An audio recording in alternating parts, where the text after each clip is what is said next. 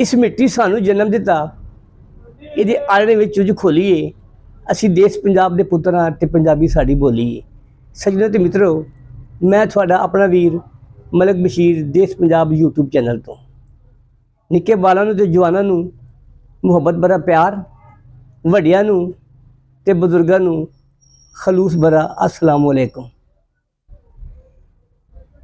अजकल इंसान जो थकिया हारा अपने घर जाता वा, जे गलती नाल किसी टीवी आन कर बैठे तो मुल्क की सियासत का उतार चढ़ाओ, उस तो बाद स्टॉक मार्केट का उतार चढ़ाओ, सारा दिन थकिया टुटिया है,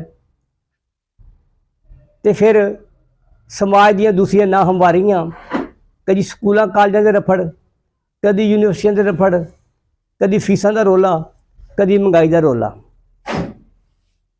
तो फिर वो सिर फड़ के बह जाता वा। तो इसलिए हसना जिंदगी बहुत जरूरी है। तो आओ असीं तुहानूं एक क्लिप दिखाने आ, तो तुसीं फिर अपना हासा सानूं रोक के विखाओ, फिर जरा देखो।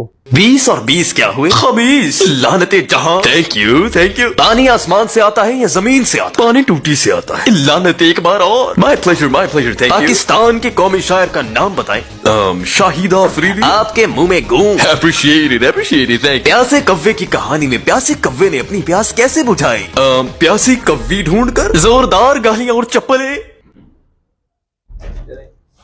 जदों लोगों की जेब इजाजत नहीं देती, तो इस तफरी सहूलत तो मायूस हो के तो फिर टिकटॉक का सहारा लैके अपने आप को खुश रखने की कोशिश करते हैं। तो असी भी थोड़ी नफसियात को समझे हुए हैं, इस पासे तुरे हाँ। तो उम्मीद है कि थानू यह वीडियो बहुत पसंद आएगी। जे थानू ये गल चंगी लगे तो साडे यूट्यूब चैनल नू लाइक कर छड़ियो, सबसक्राइब कर छड़ियो, नहीं तो फिर थोड़ी मर्जी। जीवे जीवे पाकिस्तान, जीवे सोना देश पंजाब।